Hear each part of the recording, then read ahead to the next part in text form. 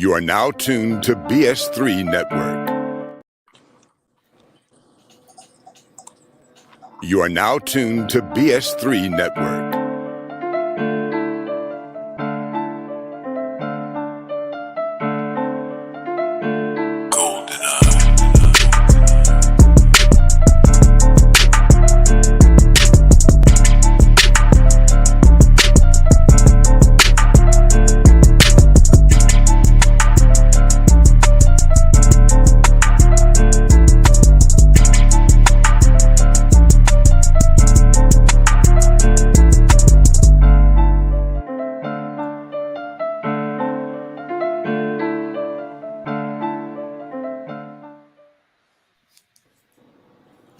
Hello.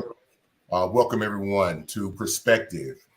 This is the platform where all opinions, points of views, your lived experiences, and all of your stories are welcomed. This is a safe tree. So we really want everyone to feel comfortable about sharing their perspectives and also being open about receiving countering or different points of views. The main thing that we always want to keep in mind is that different point of views doesn't indicate that someone is right or wrong. The only thing that it means that it's different. And whenever different points of views, different lived experiences, different opinions are shared and put out there, it just gives us an opportunity to learn, to reflect, and then hopefully be able to grow and learn, bring us closer together instead of pushing us farther apart, especially when we do that with intention. So we want to welcome you to our show. My name is Eric Butler. I'm one of the hosts of this beautiful trifecta of attack that we have. My background is in not retail, I was going to say retail recruiting, but corporate recruiting. And I recruited everything from retail to executive. So I have a wide array of conversations, interactions, dealing with the most volatile element on the planet, which are human beings. So I've seen that in different facets, in different ways. Just my lived experiences, being a father, grandfather, and just a man throughout this life. So I have many experiences, so I like to bring them to the table to try to share, expand, and bring people closer together. I've done some, been in volunteering quite a bit. I like to do a lot of public speaking, especially with financial literacy, and mostly just try to help people expand their minds and be the better version of themselves. With that said, I'll pass the mic. I'm just going to pass it to my right, to you all. It'd be my left, to our esteemed colleague, who Latoya, aka Doc. We'll let her kind of go into her introduction. Hello, everyone. Thank you so much for being here. We are so excited to have you here another week on Perspectives. My name is Latoya. I am a licensed professional counselor, author, speaker, and I have an amazing conference coming up on March 18th. I would love to see you there. The name of the conference is the Unstuck Conference. We are going to eat amazing food prepared by my husband, Mr. Chef Jeff. And then we're going to talk about how to get unstuck, how to really achieve our goals, talk about our limiting beliefs, talk about imposter syndrome. It's going to be an amazing time. We got gift bags. It's going to be fun, educational. You get to network and meet other like-minded individuals. Men and women are welcome. And for more information, you can go to my website, latoyathetherapist.com. All right, Key, your turn. Good evening, everybody. I am Keisha, Key Lolo. Just call me Keisha. I haven't got my puppy yet. I know I said something about getting a puppy, but I'm a mom. I have 3 wonderful adult children. Well, I'm sorry, 4 wonderful adult children and 2 grandbabies. And my grandbaby's going to come stay with me for the summer. Yay. Oh, you a real nana. Yeah, I'm going to be 100% real nana. Come on, you a real nana. Yeah. So I'm looking forward to that. I'm looking forward to this topic tonight. So this ought to be a good one. Buckle up. All right, let's get started. And our liaison. I think no, he did not send a book. Excuse me. Hold on. Let's hit in some of the comments before we get started. Mr. Ivan Dawkins, the King Doc. Thank you for being here. What up? He said milestone achieved. You can support hashtag iKingDoc, the Queen 3 and King podcast. and BS3 Network by sending stars. Mhm. They help us increase the revenue that allows us to support local charities, provide opportunities to new podcasters, and to continue to deliver the content you love. Just $1 helps, not dollar helps. $1. I sincerely appreciate the support. Whenever you see the stars icon, you can send me stars. Hashtag stars everywhere. What Indeed. platform is that on? Where do you send them? It's on Facebook. Okay. Yeah, it's on Facebook. Yes, All right. please send stars. Mr. Jay Gilliard, welcome, welcome, welcome. Thank you, thank you, thank you. H And Rap. Mr. H Rap. I got Mr. it right. Brian, You got it right. You sure did. Good evening, everyone. Good evening to Good you. evening. Good evening, Mr. Rap. And Mr. She Jay do not want our puppy. So you can buy my puppy. No, I don't. He do come with a kid though. Like hit me after. He's a beautiful dog. Way too big. He's not that big. What's not that? How much does he weigh? 50 pounds. Like 65, 70. Oh no, I'm good. Mm-mm. I gotta be able to tote him in my purse. If he too big to tote my purse, I can't. No, he's not going. No. No. There's no purse action around here. No pocket puppy. So. But thank y'all. Appreciate it. I'm not trying to look out for you. I appreciate it. All right. Nice topic. The wisdom of thinking for yourself in an age of experts. Are you? So that'll be the main question for the evening. Are you the real you? So as we delve into this, share different perspectives, ideas, information on this, maybe someone will have to reflect and are they being themselves? Have they what they come to understand as to be them? You know, how did they get there? And is that truly who they are? So I'll open it up to the floor by starting off the conversation by covering a few things. When you talk, and of course, this is something I think to me personally, I think it's a very important topic. I think it's a great thing to do. One of the best questions in communication, or with I would say in the communication universe, is why. Like, why is the best question you could ever ask. With especially in today's time, with so much information, some of it being true, some of it not being so true, some of it is just to grab attention. You know, being able to take a step back, really dig into what you're told, who told it to you, what was the purpose for it being told is vitally critical. And so it kind of ties into our subject today.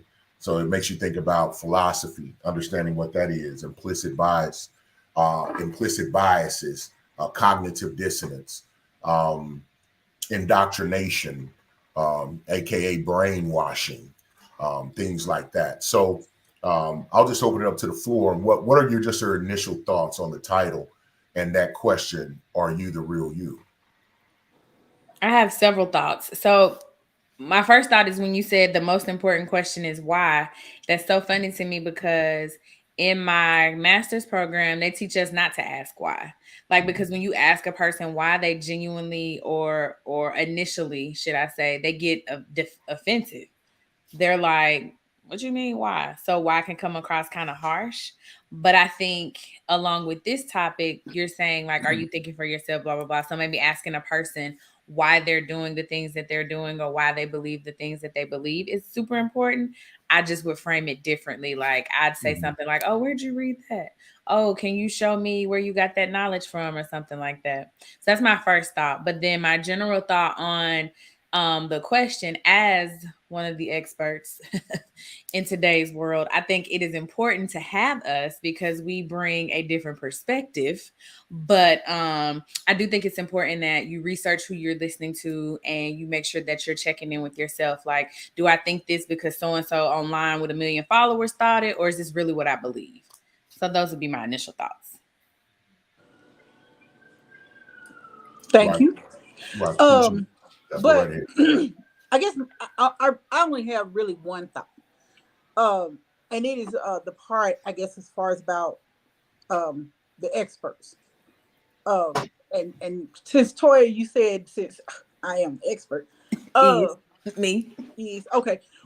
What exactly makes you the expert? Like I'm not you, and then I'm going to ask this in general. Like what are your thoughts to make people make the way that you think?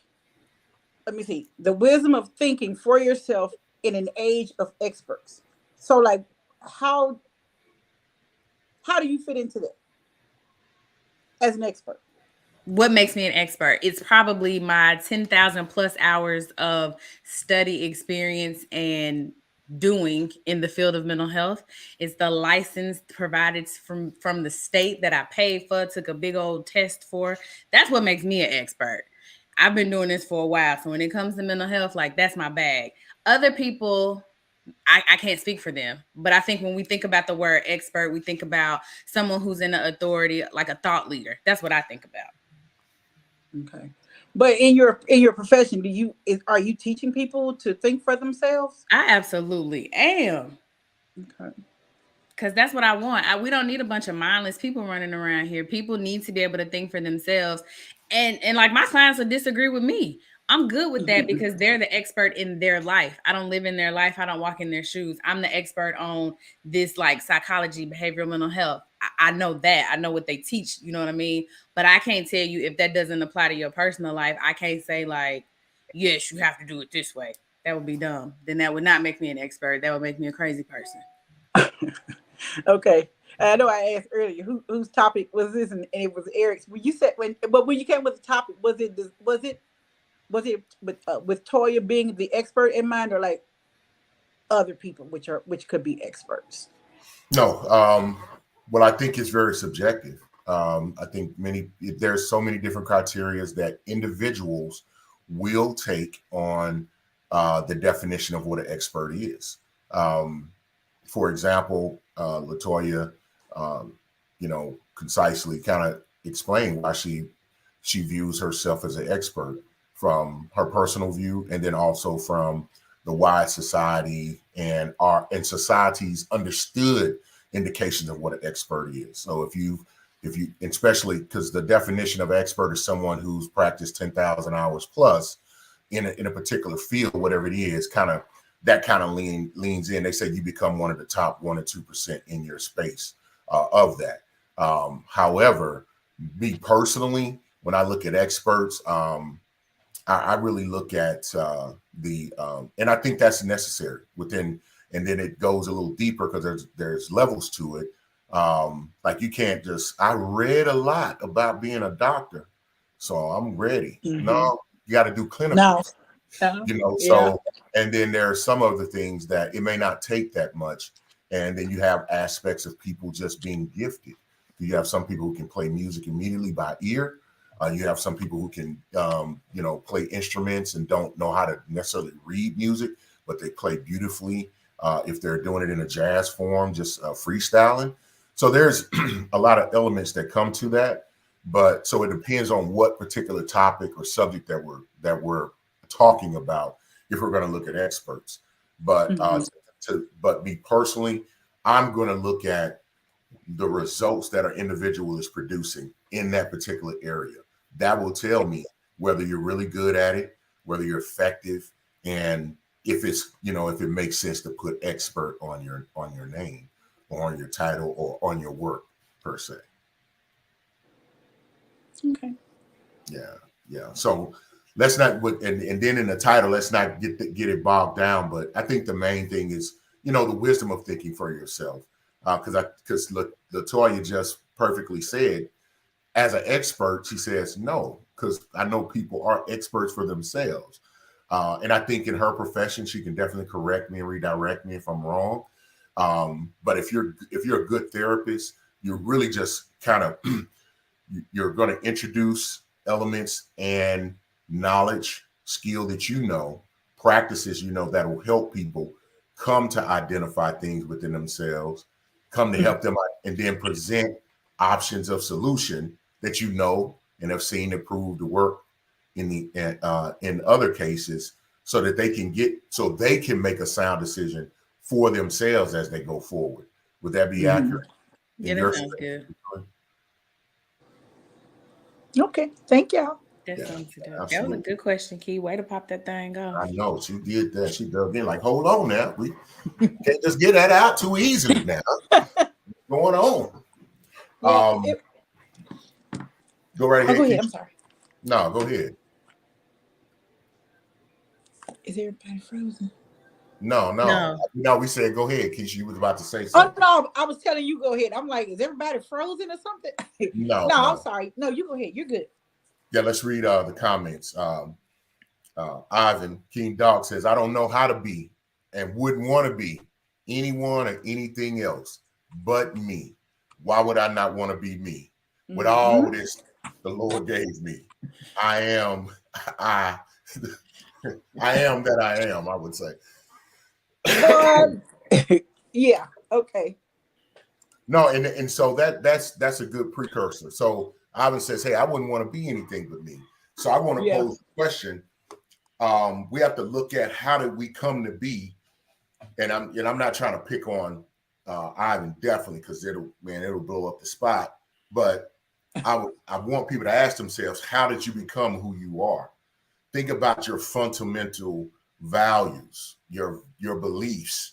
Where did they come from? That's why is a great question, in my opinion. And the caveat to Toya's comments about why, not being taught to say why. And you're right, because if you do that, it definitely comes across harsh, which I don't mind. But in my professional world, I don't pose it as like, well, why? Why do you want to do that? I say, can you give me a good business case on what is the business case for doing this or requesting this? That's my same reason saying why. And if you can't give a good business case, then and also when people explain a thing, many times they can see the disconnect in it, or it doesn't sound as good. Now it sounded. Have you ever heard that term? Man, it sounded good in my head before I said it. So that can happen a lot.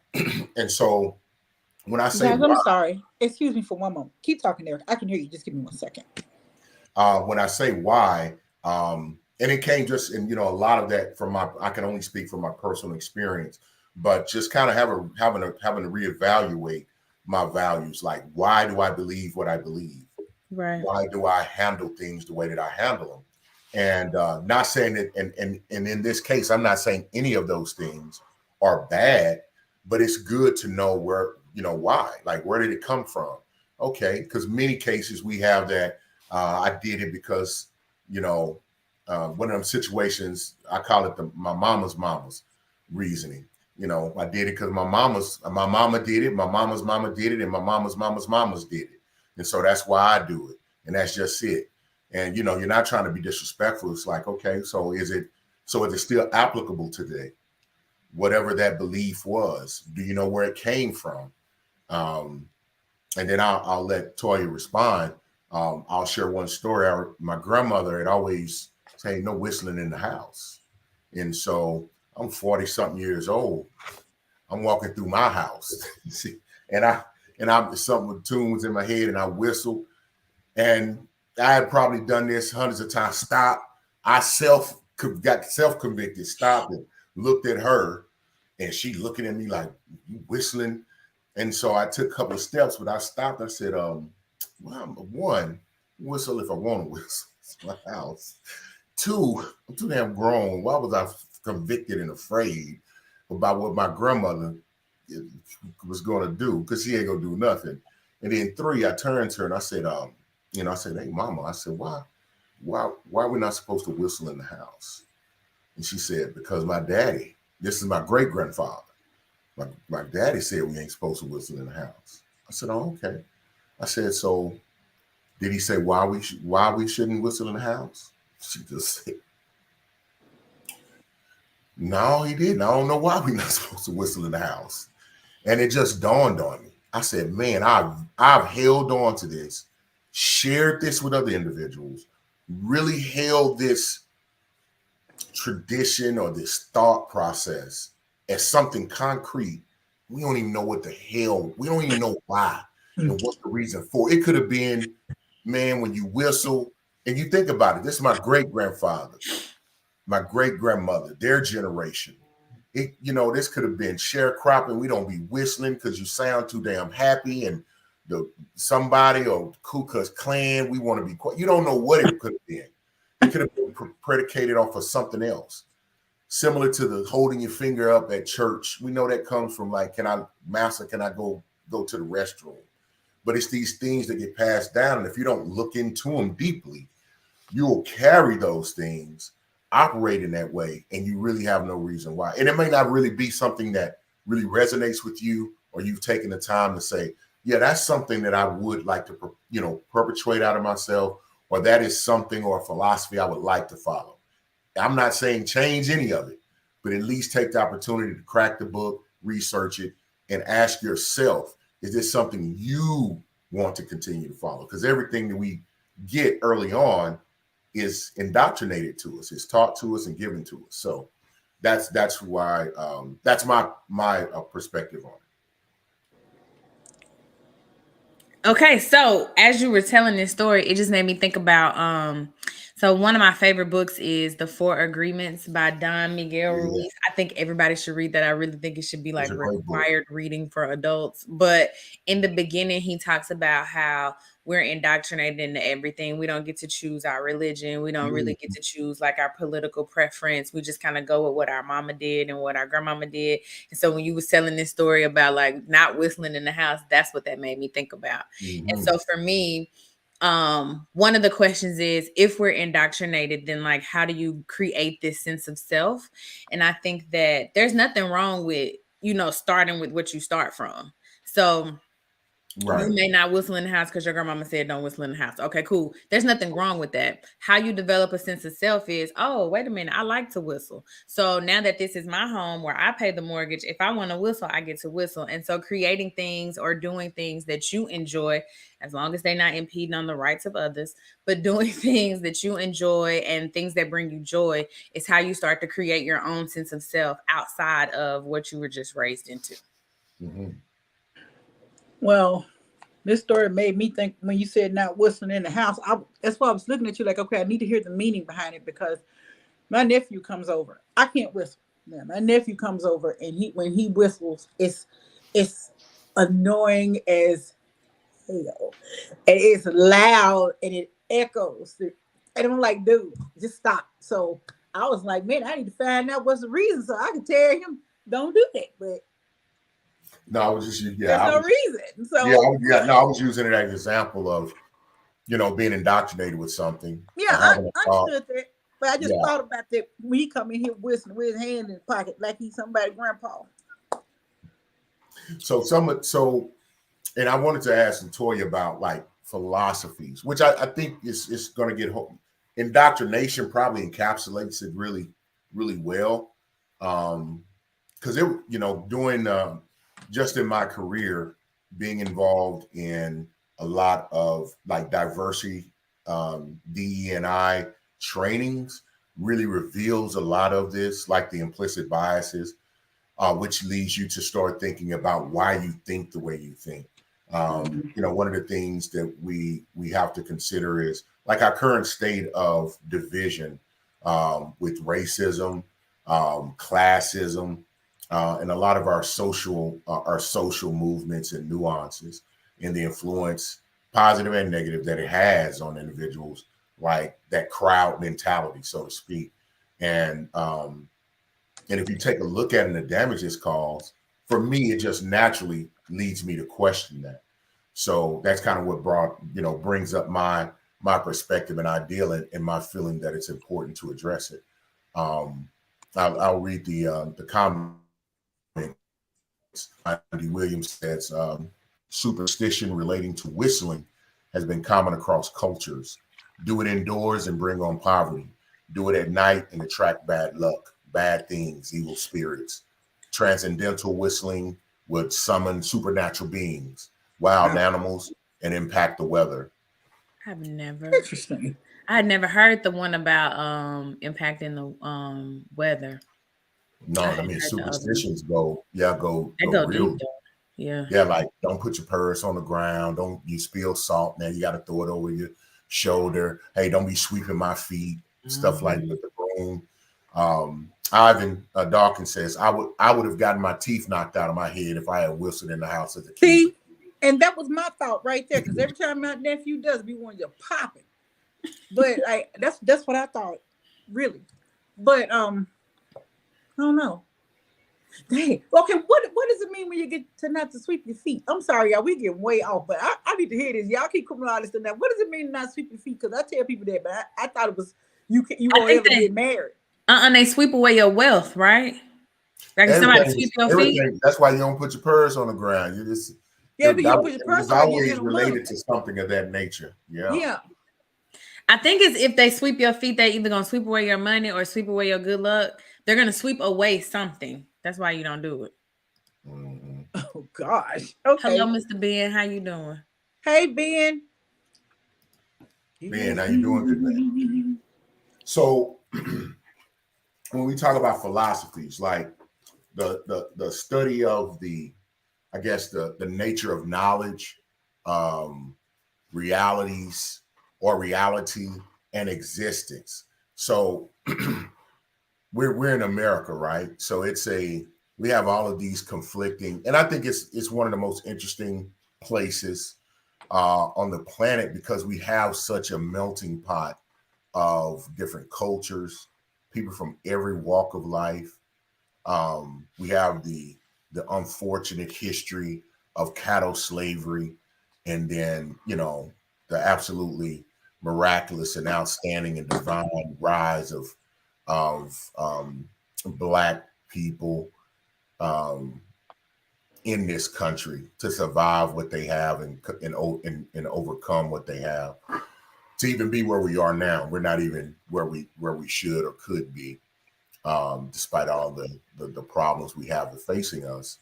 But we have adopted. We're in a place, and you want to fight against, like you want to be able to think freely, but I think it's dangerous not to. I think we lose. It definitely dims people's creativity. I think we can lose out on new inventions, out of the box thinking, things that could really impact and change the world for the better, because everyone wants to just chime in and act like sheep, which I loathe because are those little, the little goats that when they get scared, they freeze up and fall over with their feet hanging in the air. That's how I picture people that just go with whatever said and don't have a moment to sit down and think critically about anything. So you saying these would be the cons to thinking like everyone else? I love how you encapsulate and kind of structure and organize the comments. I love it. That would definitely be accurate. Okay. And so what I think I hear you saying is we need to get away from groupthink, because groupthink is going to decrease creativity and decrease new ideas and decrease like the potential in others because we're so busy thinking in this box with everyone else.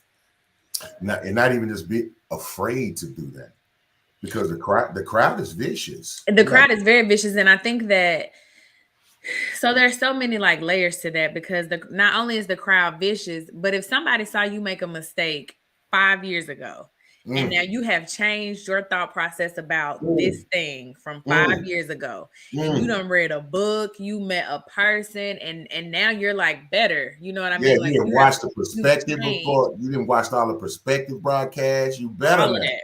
People will hold you hostage to this mistake that you made 5 years ago and not allow you to change, or try to not allow you to change. And it takes a lot of courage to be like, yep, said that 5 years ago, that was a mistake, and now don't do that no more. So now what?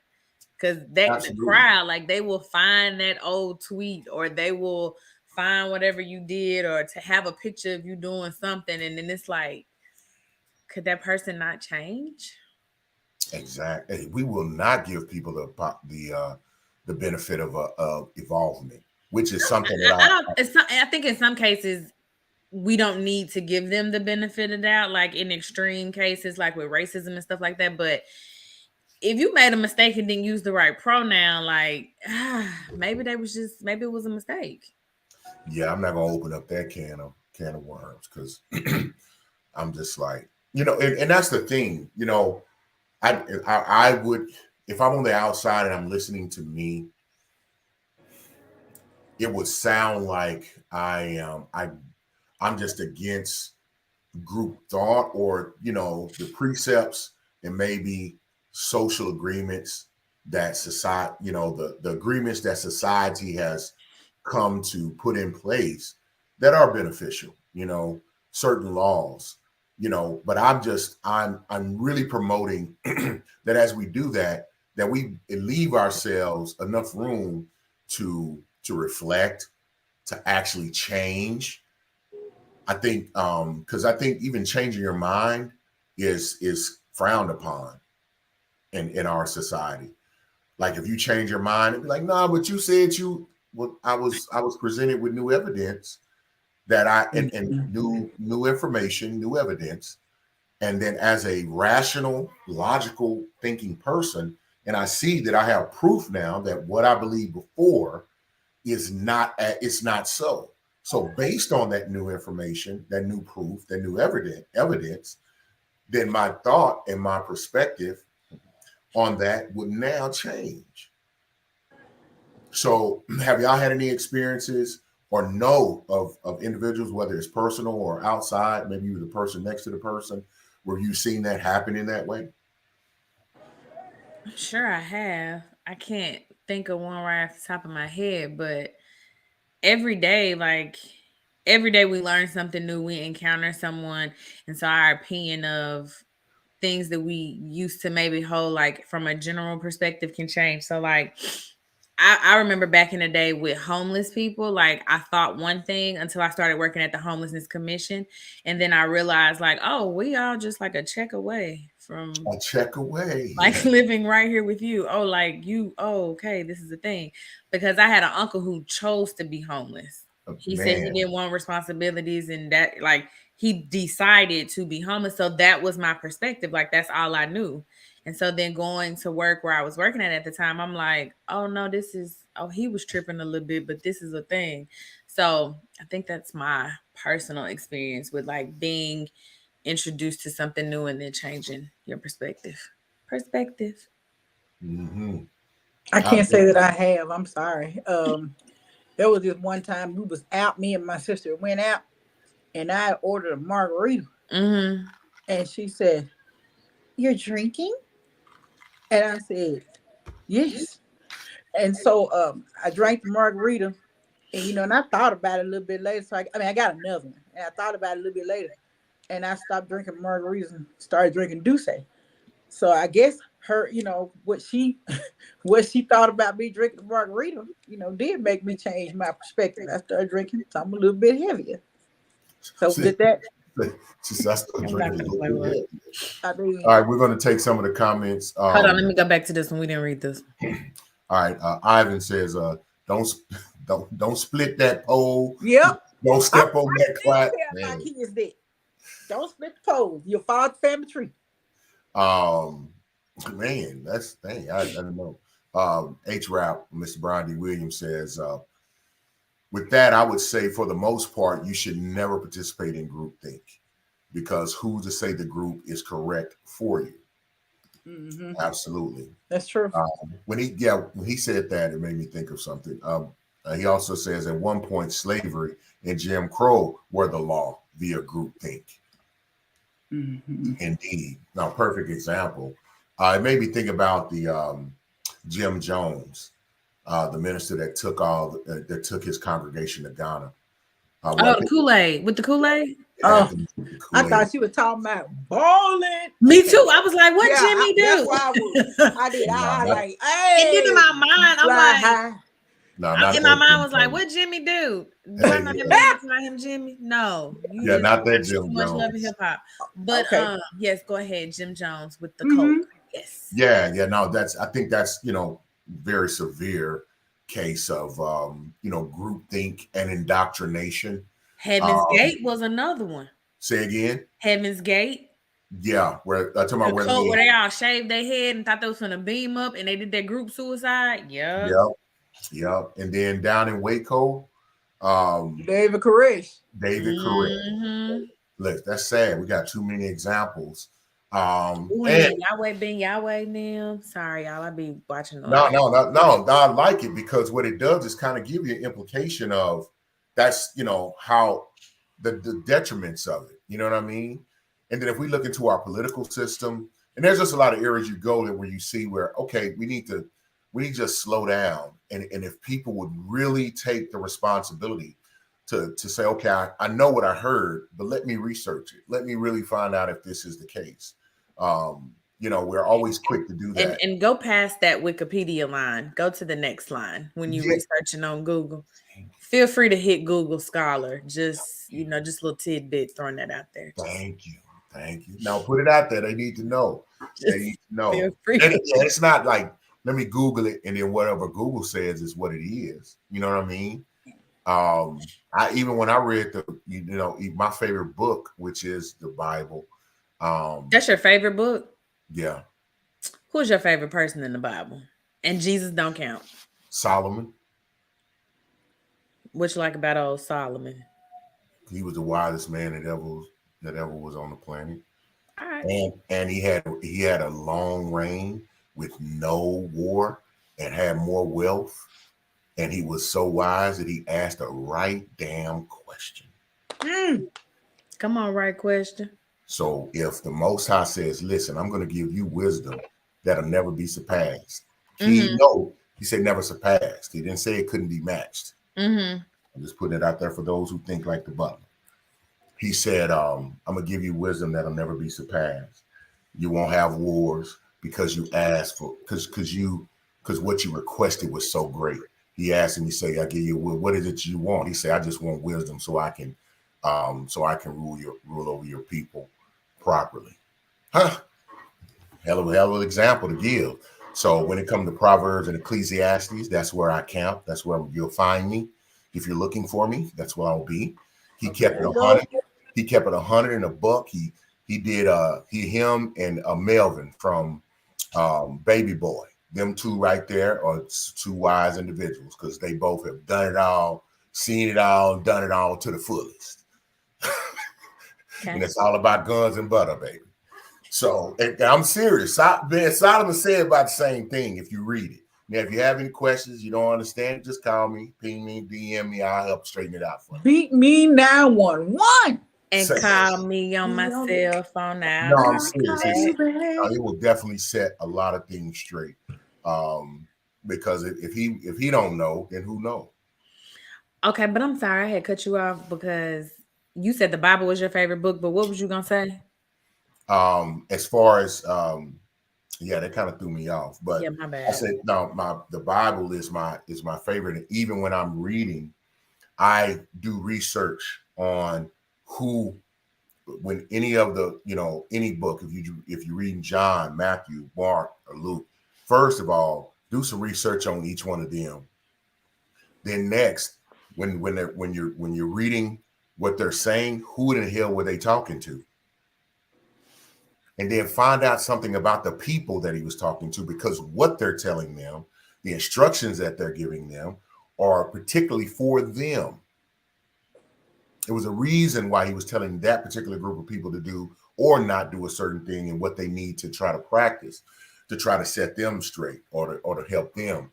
And a lot of times I think, and this is not, I'm just using the Bible as an example, but other information that you receive, it's really should be painted with a fine brush. It's detail work, but they will take it and try to brush and try to do wide strokes, like they paint the whole wall with something that was really meant to be for the detail of a thing. Got it. Mr. H-Rap said, him being the wisest man ever isn't that groupthink. I don't know what other people think. That was something I came to understand on my own, just from my own study and reading. Based on reading all of Proverbs and Ecclesiastes, and then if you read any of the other books, like that love letter he wrote to that gal, I was like, okay, I see you play up, boom, boom. That he wrote to who? The gal. That gal. Say H rap. Don't say, man, call me on the back end with that type of stuff, man. Don't do me like that, man. Give me a No, little that's what bit, makes the show just a spicy. little bit more. No, that's just me and H rap going because that dude there is a sharp knife in the drawer. You hear me? Come on, H rap. Yeah. No, I'm just giving him a hard time. He's hard. He's a sharp knife. Y'all remember I thought his name was A Train for like Yes. Yes. And that's why I said, yeah, you got it right. Oh man, that's funny. Yeah. I almost started calling A Train. Look at you. I really thought that's what y'all had been saying saying this whole time. Oh, and also, H man, that's why I said it said he could, it couldn't be he said it wouldn't be exceeded, but it couldn't be matched. So I'm leaving. That's what I'm saying. I'm leaving the door open because I know it could be there. It could be out there. I'd like to be in that number. Want to be in the number? Yeah. So when we think of, I would, if anybody's looking at this and really, I would love for people to Eric, or Latoya or Keisha, I don't know what y'all talking. Hey, go research, go take a look. See, think about, because this is what I'm not saying. I'm not saying that because no thought is just really going to be, there will be original thought, but I think it is a springboard from something. Because Latoya, tell me, now you are who you are. Now you've studied, you went and earned your credentials. You kind of went through the bureaucratic process of what our society has done. Went through it. But when you went through it, you've done that to get to where you are. But there are definitely things that throughout your practice that you've come to learn that wasn't taught in the classroom. No one in particularly taught you or brought that to your attention, but just who you are, what you recognize, you implemented something. So there's some originality, I think, in how you practice your practice. Oh, absolutely. What you provide. So I'm definitely not saying, hey man, don't take any fundamental knowledge because you can, but I'm saying test all of it. You can look and see what kind of fruit that it bears. Right. You can look and see what the results are. Hey, is that positive results that it's generating or negative results? And I don't talk in the world as it's a monolith because everybody's going to, I don't even believe in the word fair. I don't know who came up with that because fair is so subjective. What one person thinks is fair, another person thinks is unfair. And that's why I like the word equity. Equitable. I say, man, well, I take an objective approach to it. Like we just going to look at where is it going to fall out. Because if I'm getting the short end of the stick on something, of course, my view is probably going to be like, yeah, we need to do something else. But if you if you winning, you're going to be like, no, I think things are set up that's quite nicely, and that's just real. That's just real and factual and actual. You know what I mean? So let's not get too, when I'm saying challenge thought, I'm saying, man, just know where the information has come from. If you're following a particular person and, hey, man, this person is a thought leader for you, great. Just know who it is. Check yourself and say, does this really align with how I truly feel or how I truly view? I look at the results of what it produces and make sure that you agree with that type of what it's producing. We have some, I can go hard, but I'll definitely let my co-host kind of chime in here. I think you had it, but what I will say is I like thought leaders who come back and say like, hey, I was saying this, but then I read this and now I think this, because one, that lets me know that you're human and you're humble enough to be like, oh, I changed my mind and not necessarily fear the backlash. But then two, it lets me know that you're still reading and you're still learning. And I appreciate that, because there are ways that I used to practice like in session when I first started. I would never do that now. Ah, really? Yeah, like who let me loose in people's brains and people's lives? Like it was not a safe place. And there are things that I do now that I wish I had done back then, but I just didn't know. Man, I can't remember his name. He was the author of the book Alpha Wolf. Do y'all know who I'm talking about? I know y'all know who I'm talking about, but I don't know. who the author is. Who? What? The book name is Alpha Wolf. Yeah, you know the theory of an alpha. You know, like alpha male, alpha female, alpha. It was based off of author, or he was a doctor that went out and he observed wolves, and he came back with like, hey, there's an alpha wolf, and all the other wolves see that this is the alpha wolf, and they follow that wolf. And So when you Google that, like a bunch of Twilight-esque books ain't pop that up. ain't That that can't be it. ain't that horrible? I just knew H-Rap was gonna know, man.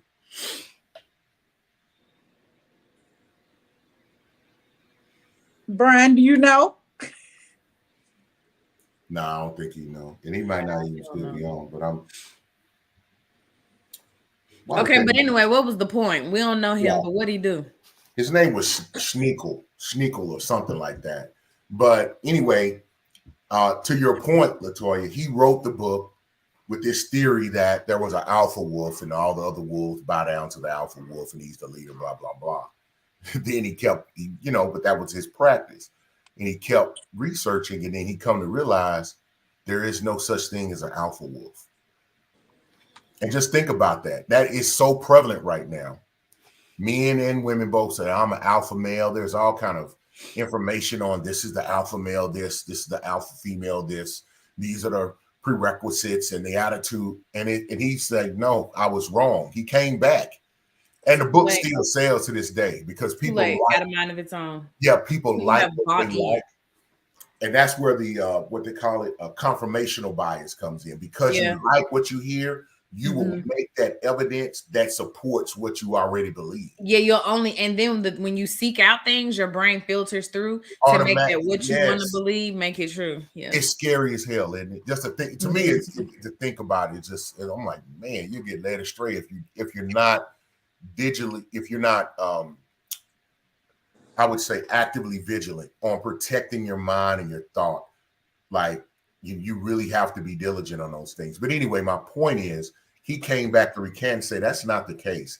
There's no alpha me. So what I realized is it's just that's the father, and those other wolves are his children, and one of the wolves is his wife, and it's just a family, and they're just operating because that's the dad, and he leads his family. And he really fought hard to try to get this book off the shelves or that notion out of society. But man, it hit and spread like wildfire. Really like stereotypes. And then all you need is one person to fulfill that stereotype, and then you will tag that onto all of that particular group. Just say, Black people are this, or Hispanic people are this, or white people are this, or Indian people are this, whatever the case may be. And it's just really sad once sometimes you can feel like you're, and you have to be bold enough to say, I'm going to be the outlier. I will stand on what, myself, and as Latoya perfectly said, long as it is not impeding other people's lives. And I think that's where the key element is, because when you get in those groups, that group thinking, and people are afraid to be ostracized, they will go along with things that they don't even believe in themselves. No, they've done experiments about that, and they've been like altering the environment in the experimental room and watching how people pretend that it's not happening because nobody else seems to see it. Or like on your screen, they'll flash like a negative word at you, but because nobody else has outraged, people just keep looking at the screen, even though the negative word is flashing in their face. Like they do studies on that all the time. I find those to be cool. Yeah. But Mr. H-Rap said that was an article from Scott Barry Kaufman back, I'm assuming he means back in 2015. I think he's talking about that alpha wolf thing. Yeah, that was doing. Yeah, this. I got you, Mr. H-Rap. I read it how you was written far before that. I think he was Swiss as well, but nevertheless, it was really just the idea of that happening. And if you look it up, you'll find it where he talks about like that. Oh, that wasn't the case, especially not in the wild. Maybe in some others, with being scientifically accurate. you were like, in the wild, I know I was wrong. That is not the case, but nevertheless, it still occurs. And with I seen us, and I mean you talked about they've done experiments. I've witnessed an experiment where people would come into like a waiting room, and everybody, it'll be like 10, 12 people eventually involved, but there'll be someone that's not in on this, and then like a bell would ring, and they're just sitting in the waiting room waiting on an appointment, and a bell would ring, and the person would just stand up and then sit down, and they start with one person, right? And then a couple of people come in and sit down, and at first the person looks and be like, what? And then about after another 2 minutes or about 5 minutes, the bell will ring again. That person just stands up. They don't say anything to them. They just stand up. But by the third time, the other person stands up too. They ain't been told to stand up. They didn't share with them to stand up. They just started standing up. Then other people come in and sit down, and they see them two stand up. And then they just start standing up. And I think you may have one, it'd be like 12 to 15 people, and maybe one person that'll just be looking at everybody else. Because like, if you ain't told me to stand up, why is everybody standing up? But it really gives an indication of how influential just being in a group and not wanting to be ostracized. You don't even know what this is for, what it's indicating, but you're willing to go along with it because everybody else is. I'm sorry. When you were talking, I heard something go beep beep. I could be going crazy. I thought I heard. No, I had to turn my fan on. It got hot in here. Oh, okay. You hit it at the right time, because he said he ring the bell. It said beep beep, and then he said, and you stand up. I'm like, that was so. She's like, wait a minute, are they playing this? It's some good. I'm like, okay, he got a little going button, on. little button over there. He mashing. I ain't go ahead on that. That's what I was gonna say. You say he done about the theatrics and everything tonight. Okay. But it's funny because we thinking about and if we were really to look back over our lives, I'm pretty sure we all have moments where we went with the crowd or went along with something, maybe even impartially. And if you didn't go along, you at least didn't say anything against it per se. My little trick was to be like, yeah, I hear you, and then I sneak off. Yeah, last time man, old girl hit me up, shoot. Because I knew that was a thing that you wouldn't get reeled about, you wouldn't get bothered about. And man, I'd be with a girl, right? I'd be sitting over there up under my grandmother just chilling. They'd be like, where was you at? Oh, man, I don't kiss and tell, bro. You don't even know. You don't need to know. That was my and it worked. It worked like a charm. So definitely kept me out of a lot of situations, but also kept you out of that pool of ridicule. But until you get older, I don't, and I think we should teach our children early on. I really appreciate my mother, because if nothing else, I remember she was like, she said, don't be no follower. That's how she said, don't be no follower, Eric. Be no follower. And it was like a little seed she planted, and over the years it just grew. Because nobody wants to be the odd man out or ridiculed by the group, especially in adolescence, and that can happen.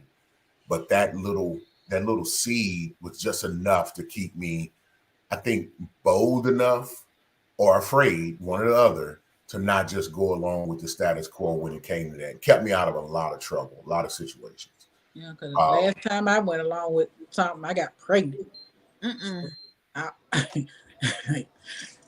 don't want to do this no more. I said, I don't want to do this no more. Yeah, sometimes learning that way is, sometimes you got to go through, some people got to touch the fire to learn that the fire is hot. Yep. Mr. Brian D. Williams said that comes from Pavlov. Pavlov and his dogs. Yeah, when people respond to sound or the motion of a crowd. Oh. Yeah, Black people do it easy. You know how we get stuck and 2-3 people come running, we'll take off running too. We don't even know what they're going. This is true. We'll do that. Nah, I'm guilty. I'm just, I'm gonna get to safety, and it's funny because I think we can ask why later. Man, yeah, absolutely. And there's some other times when it's gone down like that, and that's not been good. I think that's why I do try to pay attention, or just don't be in areas where people are going to have to run. How about that? I don't even think that's a thing. I think that anything can happen anywhere. Mm-hmm. Yeah, it could be at the Target, dang it. Everybody running on At the what? Now, don't you say Target? I said Target. He said the Target. Target. That's different from Target. He said the Target. No, that does not happen at the Target. No, y'all know no, that does happen at the Target. If it happened at the schoolhouse, it happened at the Target. No, the Target is a safe place. No, it happens at the Walmarts, but the Target is a very safe place. Did you put an S at the end? The Walmarts. Oh, well, it happens at the Walmarts. There you go. And the Targets. No, not at El Target. No. Not El Target. Man, we're kind of down to the last 5 minutes, but so some key I do want to mention just for the group to maybe go listen to or read, to kind of think about that concept for themselves. Because I think the importance of thinking for yourself is really to be aware, like be aware and be open to consistently evolving. So you want to be open to new information. And like, how do you do that? You want to stay open to listening, to understand before taking a position of judgment on anything, especially if it's countering what you think. Say, okay, and at least explore it, because there's no harm in exploring. You don't have to move. You don't have to act differently. And you really don't, and if you're confident in what you believe, your belief or your value, then you can stick with it and stay with it. Mm-hmm. You don't have to move, but it does not kill you to listen openly and just respect another person's perspective on any topic. And the way you do that, I think, is to make up your mind that, hey, I will listen to understand, not take what their countering thought personally. And then, and if we don't, and at the end, if there's no evidence or no information that really moves you on that, then just say, oh, okay, well, I respect your position and your thoughts on that. Say thank you and burn off. You'll be good. You know what I mean? So is that agreeing to disagree? I could say, yeah. But I'm telling them, I don't even, I wouldn't even say I disagree with you. I just be like, oh, and I see, okay, I understand. And I wouldn't even say I disagree with you. There ain't even no need for me to say that. Well, what I believe is this. And so that's just what I believe. It has nothing to do with your belief. Now, if it does, then that's a different conversation, I suppose. Like, you got to move. You got to stop doing what you're doing. You got to stop. Yeah, no, I don't believe that. Then we're going to have to agree to disagree. In that mm-hmm. Okay, so my final thoughts are, please try to think for yourself. There's nothing wrong with listening to experts, but if the expert makes you feel bad about what you got going on, they're not the expert for you. Make sure that you're doing your own research. Please come to my conference in Arlington, March 18th. Doors open at 12:30 for the VIP experience. We thank you so much for being here. Key, what you got? Think for yourself, because married women, please don't go ask single women for advice about your man. That part, because they're gonna give you what they'll do, and then both of y'all. So just it's very important to think for yourself. Don't be a follower. Don't be a follower. Yeah, if you want to look up some things about that, think about I think it's Friedrich Nietzsche. You'll find it. This Friedrich Nietzsche. He talks about it's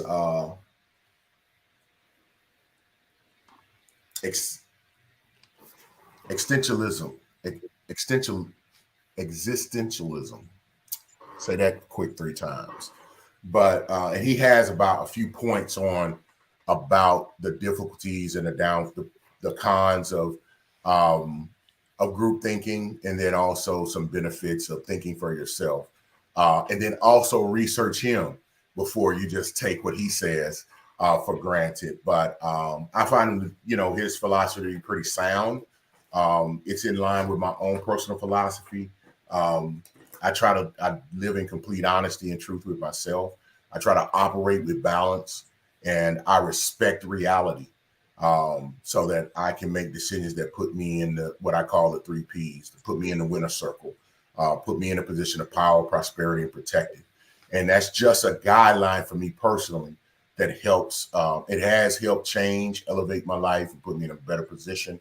But so I just challenge other people to think for themselves, come up with a foundation, philosophies that really intrinsically align with who they truly are. And hopefully they'll make some discoveries that they didn't even know they had. And so we just appreciate everyone for being here. Thank you for our comment section, for being involved.